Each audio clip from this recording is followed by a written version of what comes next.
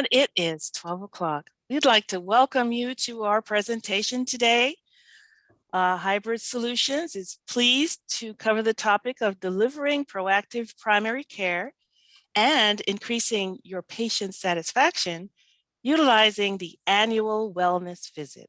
My name is Phoebe Nelms. I'm the Hybrid Solutions Program Manager, and we have with us as guests today Mr. Jim Bowling and Mariah Gray. And I'll let you tell them a little bit, let them tell you a little bit about themselves as we move forward. So without further ado, Mr. Jim Bowling of PreMedics. All right, thank you, Phoebe. Thank you, Carmen. It's great to be with you today. We really appreciate the opportunity to present today. And one of our favorite topics, the Medicare annual wellness visit, is something that we have been very involved in over the last 6 to 8 years as a company, working on behalf of other our physician clients and helping them streamline and get the most out of this program. So it's great to be with you. I have been with PreMedics, co-founder of PreMedics we're about a 10-year-old company. I do have Mariah Gray here with me as well. Mariah is our clinical leader. She is an RN and worked at Northside and in a number of different departments and heads up our clinical team and in particular works with our annual wellness team, our transitional care team, chronic care management, remote monitoring team. So I'm going to ask Mariah to jump in and give us some color along the way of how the teams operate to streamline the process. So just a little bit more about PreMedics. We have been in business for 10 years. We are based in Atlanta, and we specifically work in these key areas here on the screen: transitional care management. There's a TCM bill code for that. We also do other programs that are not necessarily linked to that TCM code to help to reduce avoidable readmissions and improve patient satisfaction. That's one of the key areas we work on and we feel is a vital area to work with patients in helping to manage their medications and help them understand their discharge instructions, make sure they have their appointments, and onboard them into other programs like chronic care management and remote monitoring. Annual wellness visit is the other key area that we focus on. And again, we feel that is a very vital area for us and patients to help them manage proactively their care plan and help them to really assess where they are and where they want to go in their healthcare journey. So it's a very proactive way to assist patients and help them develop a care plan for the next year. We as a company provide time, technology, and resources to better manage these programs. So we serve as extenders to our clients' teams. So again, we focus on these areas. We feel that this is a great, these two areas, transitional care management and annual wellness visit, are perfect opportunities to onboard patients into all kinds of different programs that can help them with their care. It also provides our clients and many practices like yourselves the opportunity to bill for additional CPT codes. There's some recurring codes like remote monitoring, chronic care management. There are a lot of different things here that you can see down the right side of the screen. That there are a lot of benefits to really putting these in the focus of your practice. And these are, as we say, these programs are intended to sort of assist or bridge the gap between visits, whether they're in the hospital or in your practice. These are communication programs that bridge those gaps and really help them to have the best possible outcomes. So just a little bit about annual wellness visits, you probably know a lot of this already. And just before I jump into that, just kind of give you a little bit of an idea of where we plan to head today in the webinar. We're going to just provide a general overview of the annual wellness visits, what's included, the bill codes, the requirements, who can bill and furnish these programs. Then we'll get into how you may want to think about streamlining the programs, as well as some benefits and frankly, some challenges associated with it. We'll talk about some best practices and then we'll open it up for questions at the end. So the annual wellness visit started as a benefit in 2011, and the eligibility begins after the first 12 months of enrollment in Medicare. So there is a separate initial visit, the IPPE, Welcome to Medicare, that's available during the first 12 months. You can't bill the regular Medicare CPT during that time. You have to bill the IPPE, the Welcome to Medicare. So it's not a routine physical. It's not a follow-up visit. It's separate, a standalone code and visit. It includes a personalized prevention plan service. There's no copay, no deductible. So all patients who are eligible should have no reason from a financial standpoint to not attend these visits. And it does include a health risk assessment. This has to be part of the exam. So during the annual wellness visit is provided to all patients who are eligible for Medicare. We see this as a great service that can be used to identify patients who would benefit from a discussion around their self-management goals. This is often a critical time one-on-one with the physician where a patient's not necessarily experiencing an issue, where they can proactively discuss their concerns, the kind of choices they're making regarding their health. So it is a great way to initiate that conversation. And we also, during this time, we choose patients that we've identified as highest risk. Now, everyone's available or eligible for the service, but we do prioritize these patients that are high risk, and we want to make sure we get them in to the office. And so we also can use this as a way to risk stratify your patient population. So you may be involved in some value-based programs. You may want to help to or assess your patient population better to determine how to meet the various metrics associated with your value-based programs. This is a great time to do this over the course of a year. And we've also found that it's a great time to assess the diagnoses and the conditions so it accurately reflects the severity of the illness. And this can have an impact on your total billing amount for these patients. So it's very, very important to assess and document the diagnoses during this time. Can I ask a quick question? Oh, one of the things one of your coworkers mentioned was that that even Medicare Advantage plans, not just the Medicare Part B, but they're also looking at incentivizing, really increasing the incentives to clinicians around preventative services to use it as a lever to reduce the overall cost of care through early intervention. So it seems as if this is something that's really picking up momentum. Is that your view?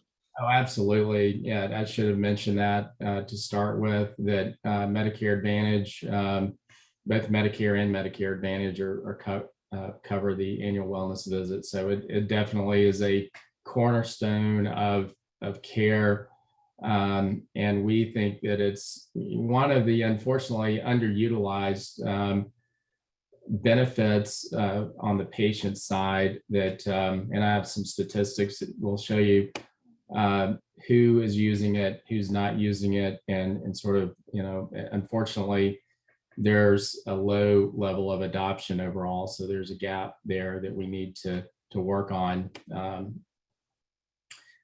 So yeah, it's definitely gaining a lot of momentum. I think a lot of providers are seeing the benefits of doing this, and we're seeing a big uptick in the total volume. One of the interesting things that's occurred here over the last several years, couple of years here, is the COVID-19 waiver for telemedicine. Now annual wellness visits can be conducted via telehealth, and also there was a recent update to the telemedicine waiver that allows physicians to use a phone only, no video required. So this is a huge update, and I think it should be kind of accelerating the adoption of AWVs, as we call them, AWV for short for annual wellness visit, is really being able to meet with those patients either in the office or via phone or video.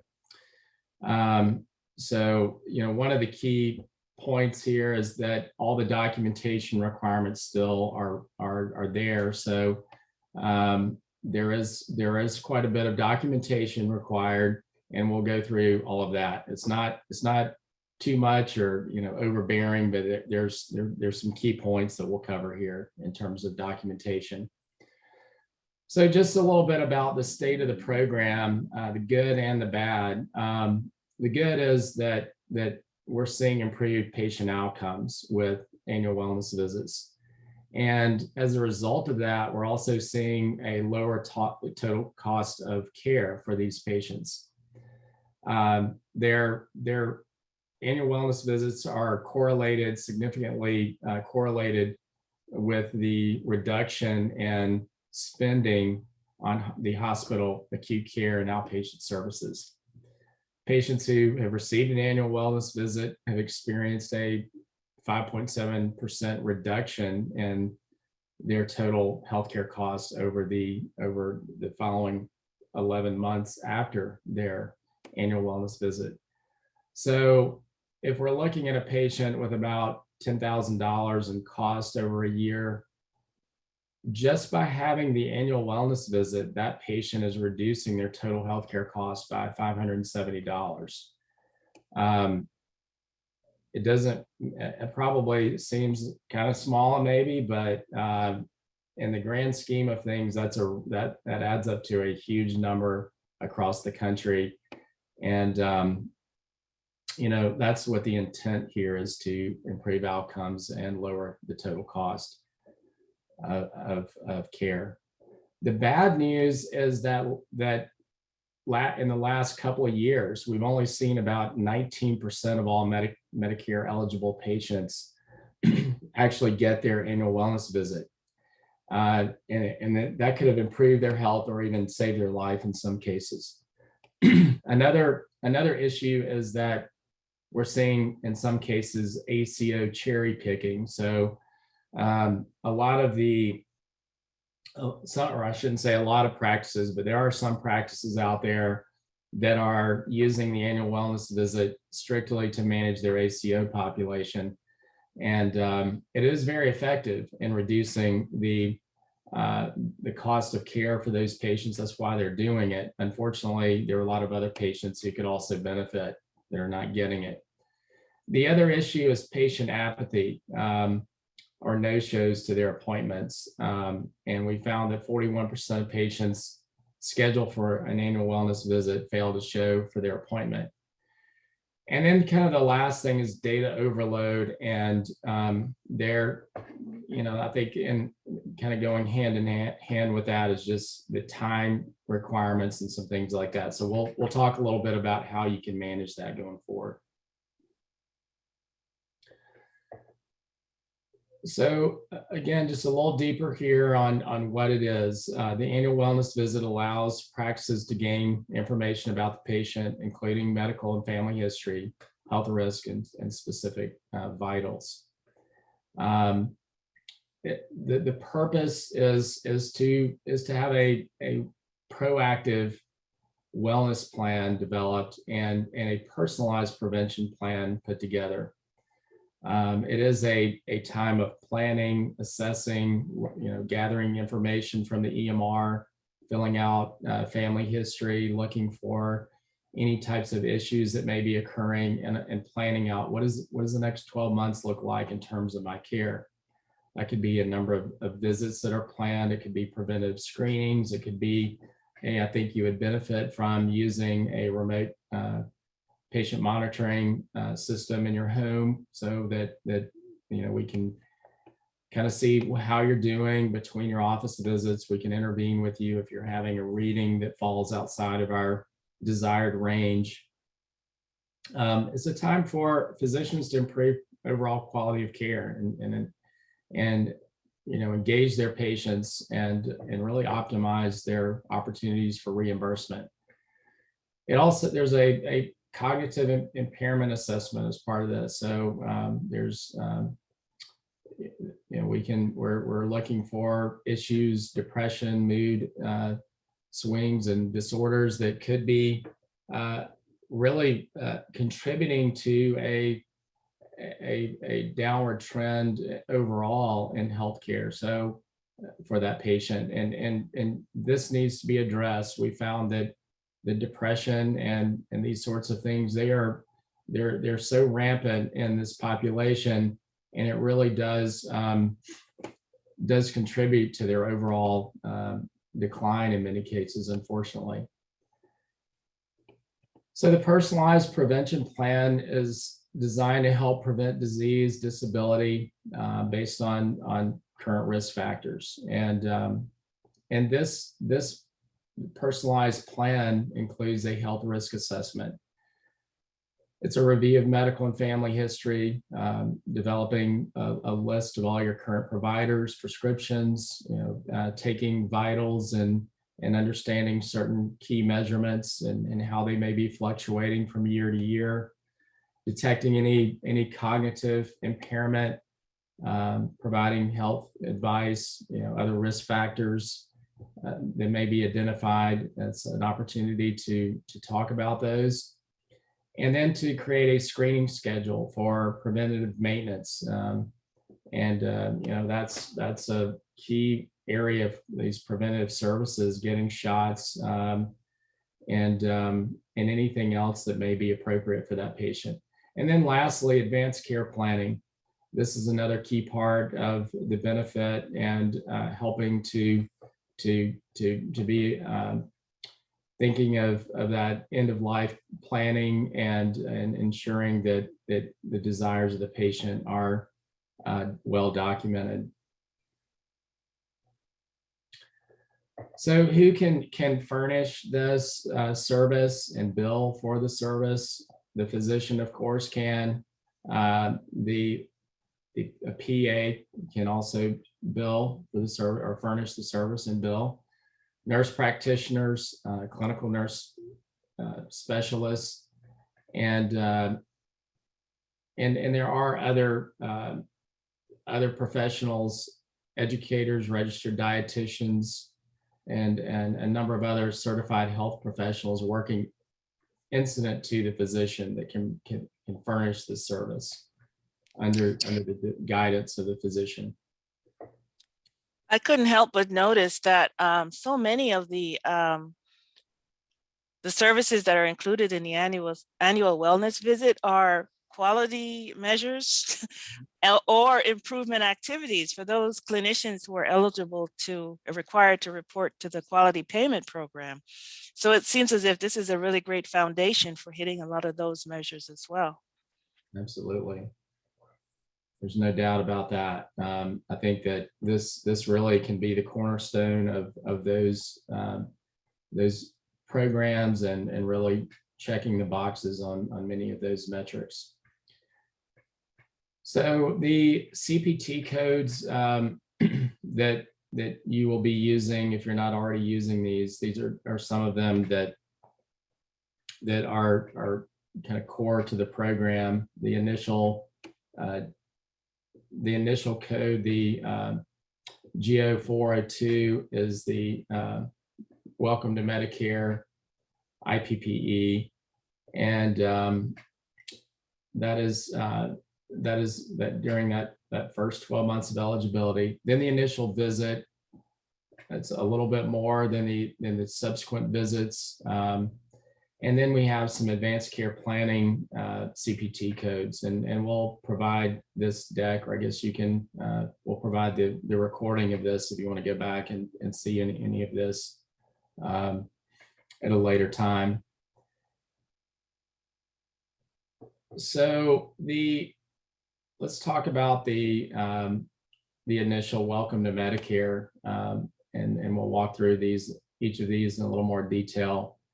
The goals of the IPPE are health promotion, disease prevention. We've talked a little bit about this already, but it really, this serves as the foundation for future annual wellness visits. And just to kind of tell you a little bit about our experience with this, we work on behalf of our clients. We fill out a lot of this information for them in advance of the patient's arrival for their appointment, and that can really help to speed up the process once the patient arrives in the waiting room. They don't have to fill out the forms. They don't have to go back and forth on the many things, questions, and all of that can kind of tie up time with the staff in the office. So that's definitely, we think, a great best practice, is trying to get out in front and do some of that work before the patient arrives. It really helps to drive patient satisfaction and overall productivity in the office. But capturing this data on the front end, the medical history, social history, risk factors, and all of this, it really becomes a blueprint for that patient in years to come. So it's great to pull out the last year's annual wellness visit and have all of that history available. It really kind of helps you to streamline the conversations in years to come. And we've definitely seen, once we've run these programs for a number of years, the workload is significantly reduced because we already have a lot of this information in the system. End of life planning is a key component of this. There's some screening, other preventive services that can be discussed and documented. On that initial visit, the GO438 code, these are for patients that are outside of the initial 12 months of Medicare eligibility. So these are for patients who have not received an IPPE or AWV in the last 12 months. It includes that personalized prevention plan of service. And let's see, it looks like we may have a question here. If you do IPPE, when do you do the initial assessment? Well, it has to be 12 months following the IPPE. So you have to ensure that the initial visit is not scheduled within that 12-month period.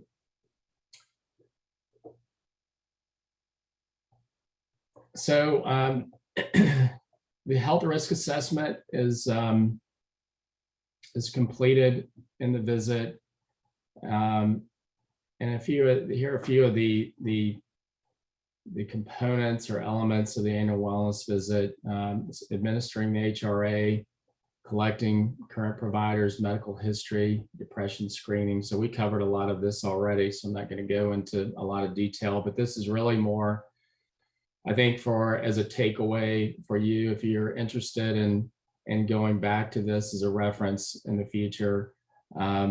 These are just some bullet points that may be helpful for you. The subsequent visit, of course, very similar to the other visits. It's just a little more streamlined. We're doing the same sorts of assessments. These are requirements that need to be completed, and that's why we're sort of, duplicating some of the same bullet points here that you've seen, even though, we're going to have an easier time doing performing some of these services. They all do need to be documented in order to build these codes. Advanced care planning, these are add-ons to the annual wellness visit. It's a great time to do these, and they're additional billable codes. So, I think this is a great opportunity to get this completed and also increase your total reimbursement. It can be built along with the other codes, and Medicare waives coinsurance and the Medicare Part B deductible once per year for the advanced care planning. These conditions do have to be met. It's provided on the same day as the covered annual wellness visit. It's furnished by the same provider as the covered annual wellness visit is provided. It's billed with a modifier. It's billed with the same claim as the annual wellness visit. And so this is, again, it's not a routine physical exam. It's separate from that. It has to be presented along with the annual wellness visit codes. Just a little bit of just additional summary here on what the benefits are. We've talked about a lot of these, but I think really the main takeaway here is the proactive assessment and care planning for patients. Discussing medications, new symptoms, concerns, reviewing care gaps, and developing plans around those gaps. I think that's really what this is all about. And it does drive additional billable revenue, not just for these visits, but it serves as an on-ramp to other programs. So if you use these programs to determine risk stratify your population, you can easily see that there are numerous codes, and I've got a slide here at the end of the deck that will show you all the many codes that can be used to manage patient care between visits, like remote patient monitoring, chronic care management, principal care management, or just a few.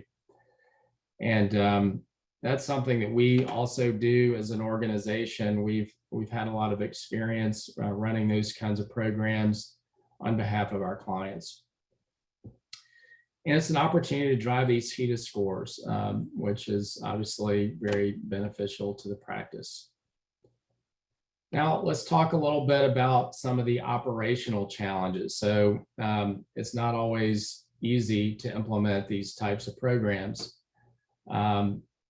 We've got to schedule patients for that IPPE during the first 12 months of eligibility. That can sometimes sneak up on us. And so there needs to be a way of identifying and flagging those patients when they become eligible and making sure they get in to the office for their initial welcome to Medicare. And then we need to schedule all the eligible patients. This can be kind of daunting and difficult to not only identify the patients, but get them on the schedule and find the time to see all of them. So that's another challenge that has to be overcome. and confirming those appointments with each of them, and trying to avoid those no-shows. So there needs to be an effort around really explaining to them what the benefits are. You know, the data that we've seen in terms of reduction and utilization, which for them means, you know, less inconvenience and really better care along the way, and managing their overall health. Also, completing the EMR abstraction, that's been a challenge for many. Usually that does have to be done by the office, pulling information out of the EMR, populating the form, the family history, and all of that can be time consuming. We think that's great if you can get out in front of it and do that prior to arrival. Again, that's something we do, and helping to streamline that. And we have a slide here just to show you kind of, if you do this, or if you find a company like a Premedex to work with, you can often take an hour and a half potential process and shorten that to about a 15-minute in-office process by doing some of that work up front. So we want to educate the patient prior to arrival, what they can expect, what they should get out of this, the things they need to kind of be thinking about. And I think that will help to drive a lot of we found drives a lot of the participation and reduces no-shows. And so, you know, length of time to complete, we've talked a little bit about that already. They are challenging issues, but there are ways around these types of challenges that you might face. You can assign people to work on these, and it could be a full-time job for somebody in the office to work on your annual wellness visit. So depending on your volume, of course. So it can be disruptive, and that's why really it's good to identify someone in your office who's going to manage that, or to work to outsource that to a trusted partner.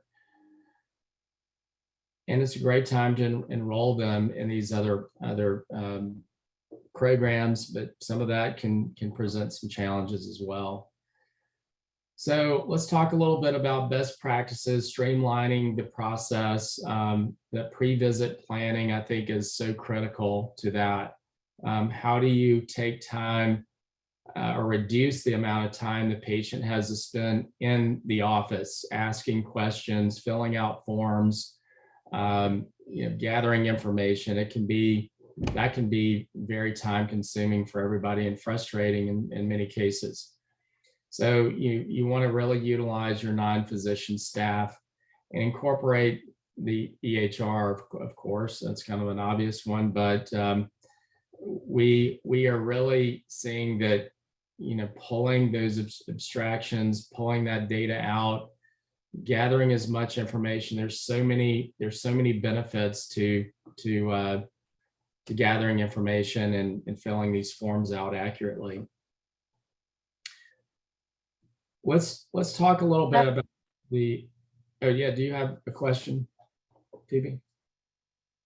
I was just going to say, I've worked in an office setting as well, and I know that Jim has touched on the benefit of having this stuff filled out ahead of time.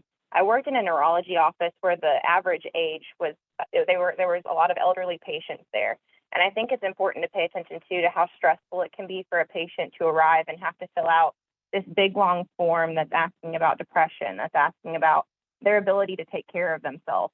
So having that done in the comfort of their own home, where they're able to talk through all of that and then come into the office and just be able to see the doctor, is a very, it makes the process much easier for them as well. So you're able to identify those issues and they're able to talk to somebody about them and not just feel the pressure of being in the office and having to do all of that at once. So that's something that I also think is important to think about with all of this. Just wanted to make sure to add that.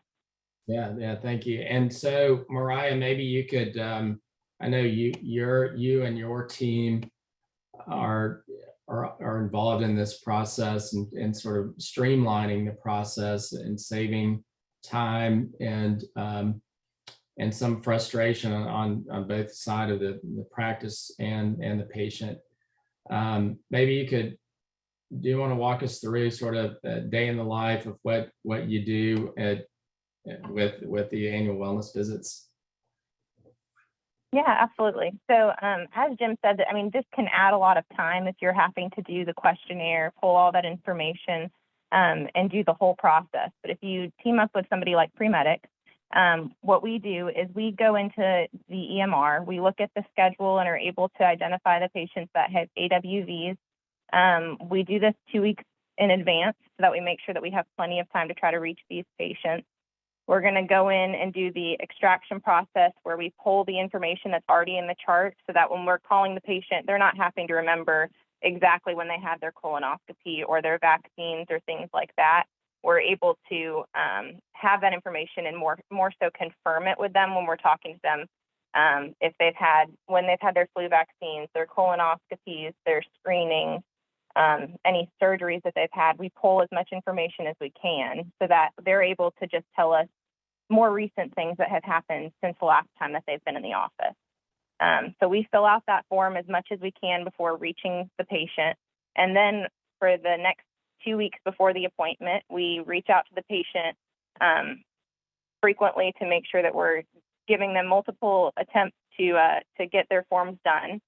And we go through the form with them and take our time and make sure that we're making sure they understand the questions and giving complete answers and things like that, to where we're able to get a full picture of the patient with their medical history and everything. And then we do have like it's at least a 75% contact rate. So we have a high contact rate because we do try those patients multiple times. And if for some reason we aren't able to reach that patient, we still provide what we pulled from the chart to help save office time as well. So regardless of if the patient just doesn't answer, we still are able to provide some information to help cut back on time. So you can see with this slide right here, the green on the bottom is what Premedex takes care of, so that by the time they come to the office, the only part that the office is responsible for is that face-to-face patient consultation that can take 15 to 20 minutes rather than it being an up to 120-minute process. So it's very, like I said, it's very beneficial to the office, because I know that keeping track with your schedule, having worked in an office setting, I know that it can be very stressful to have a patient come in and still have all of their forms that they haven't completed. It can add time and slow down the process and the flow of the office. But if you have somebody like Premedex that you're teaming with and you don't have to worry about the paperwork, it really isn't going to affect your scheduling or anything like that, because you're going to have just a normal 15 to 20-minute meeting with the patient. Right. It's very. And obviously it does depend on the size of your practice. If you have a relatively small number of or low number of visits, annual wellness visits, I guess there could be a couple things. One, you may just be able to do that internally and dedicate one of your staff members to add that to their workload. It could take, if you're doing several of these per week in your office, then that obviously a lot of that work can be done prior to the patient's arrival, which I think really does make a huge difference in overall satisfaction of everybody involved.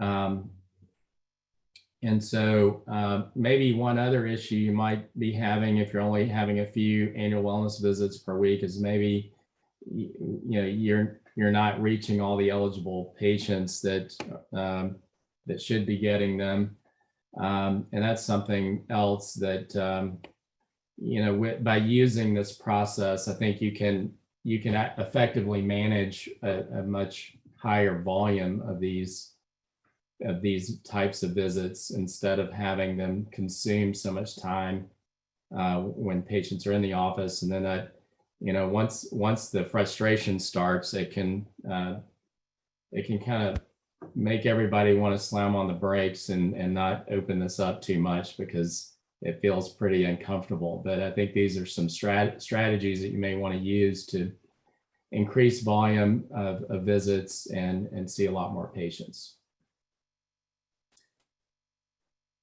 I don't know if you have this information. I'm just going out on a limb here. Do we have any kind of idea as to how it, I know it helps the patient's outcomes. You've really made that crystal.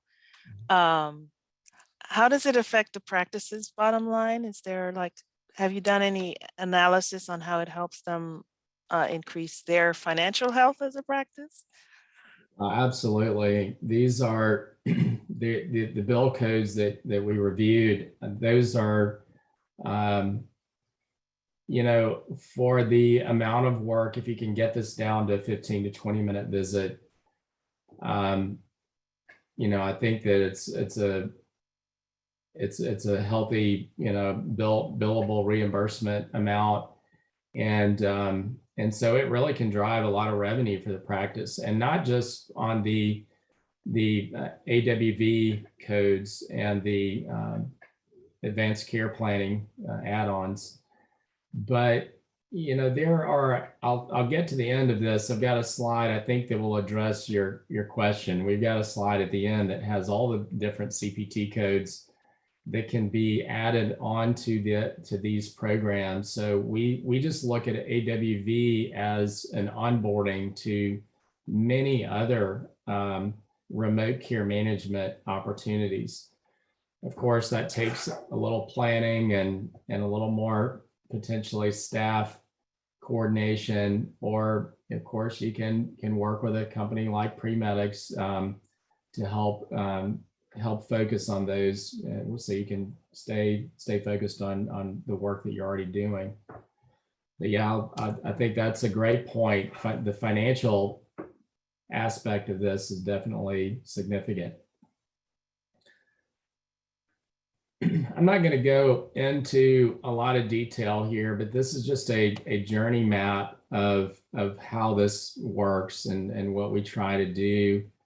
And I think is kind of along the same lines, Phoebe, is your question is, you know, how does this affect reimbursements and overall revenue in the practice?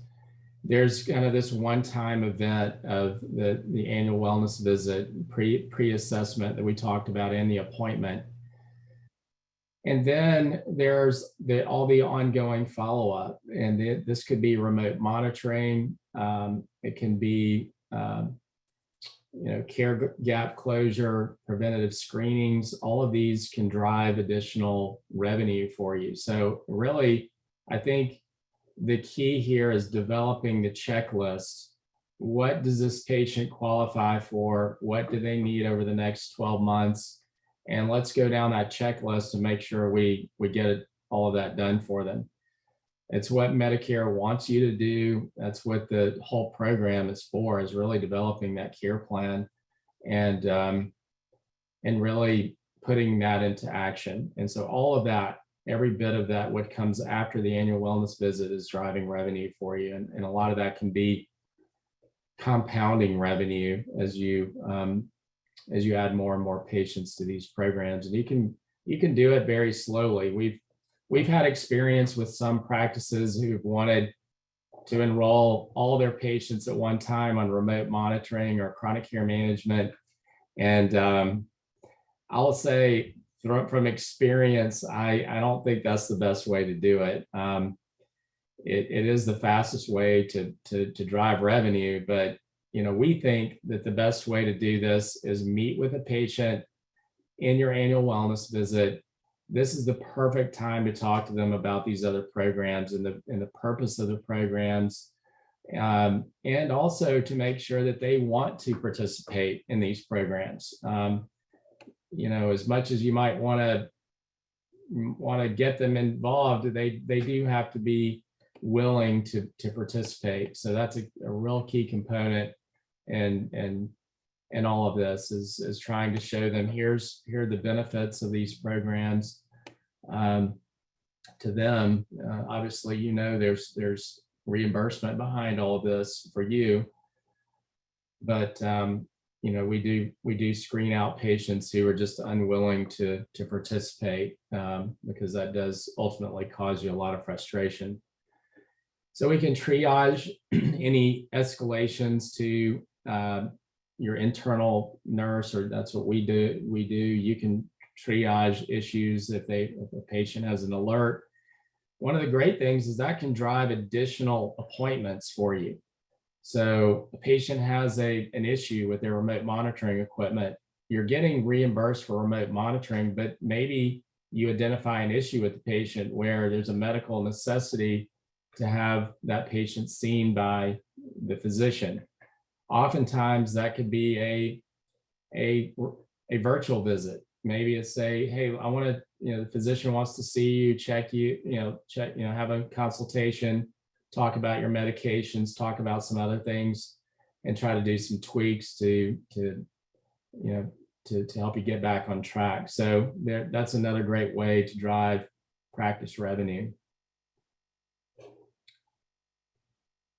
I think we've covered all this several times already, but there are multiple opportunities to drive or screen patients for eligibility for programs, and then drive those patients into those programs in a very slow, methodical way, that at the end of the year, you're going to have a lot of patients onboarded the right way through these conversations with them during the annual wellness visit.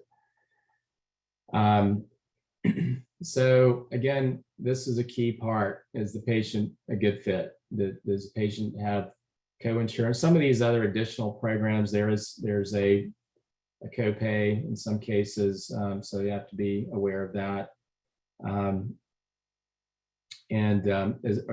they willing and able to use remote monitoring equipment?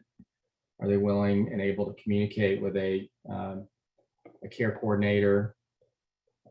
So these are some things that I think a checklist of things that could be good opportunities moving forward. Again, Premedex has a lot of these programs already baked, and we have remote monitoring equipment that we can send out.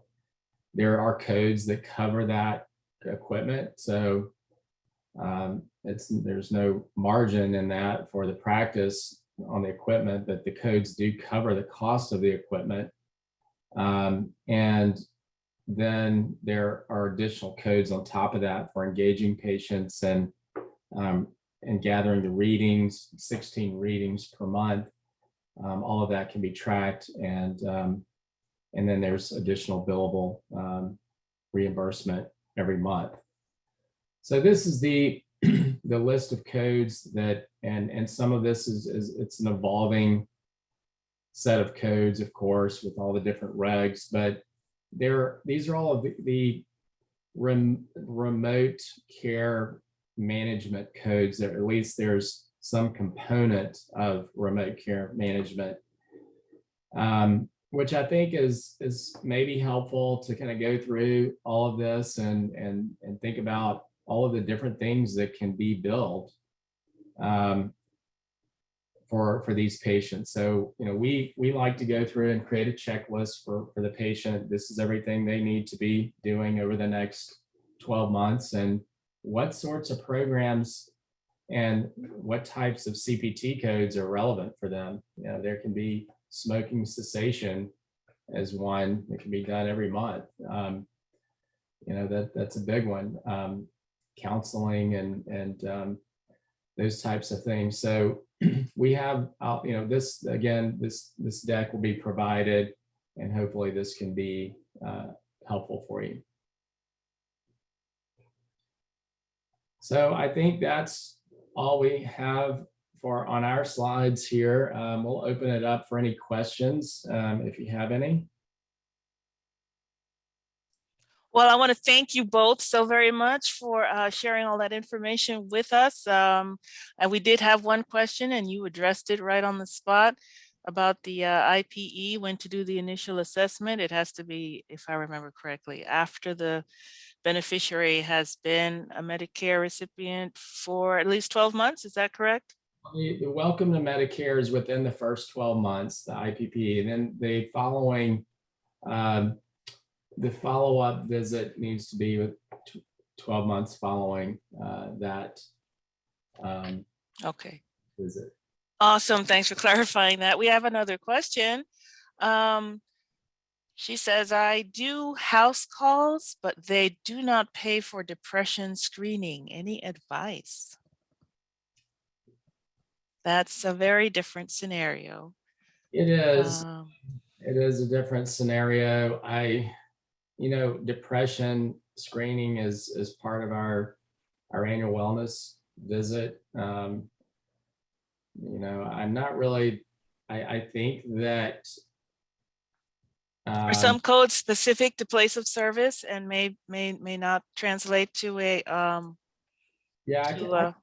could have one of our specialists, billing specialists. I'm not a billing expert, but I could maybe get someone to follow up on that. It's a great. All right, I'll try to capture this individual's contact information, and maybe we can follow up with her specifically. We really appreciate you asking the question.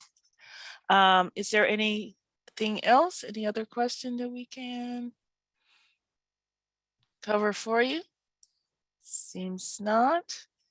Again, thank you all very much for joining us, for attending. Thank you, Jim and Mariah, for doing such a fabulous job of sharing this information with our providers and practice managers, because we're always looking for ways to align with what's happening in healthcare.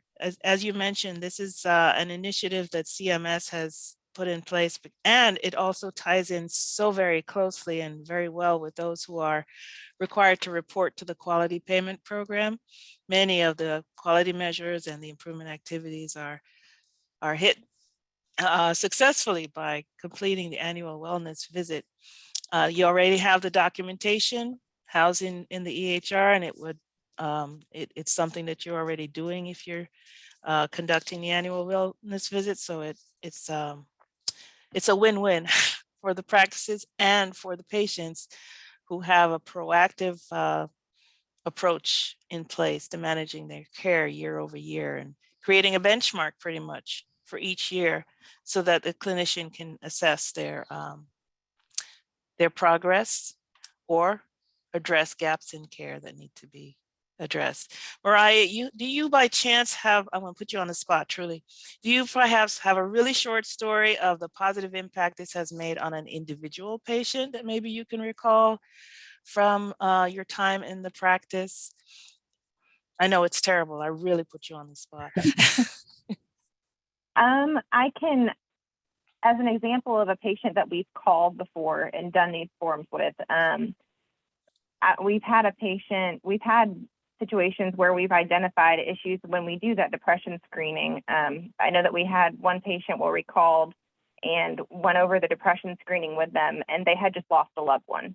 And so going through that depression screening with them and being able to talk to them and identify that they were maybe a little bit more high risk for depression at that time, we contacted the office and were able to get them care. So that's a sadder story, but one where it was really beneficial to have that depression screening done with them and be able to act quickly with them. So that's an example of one.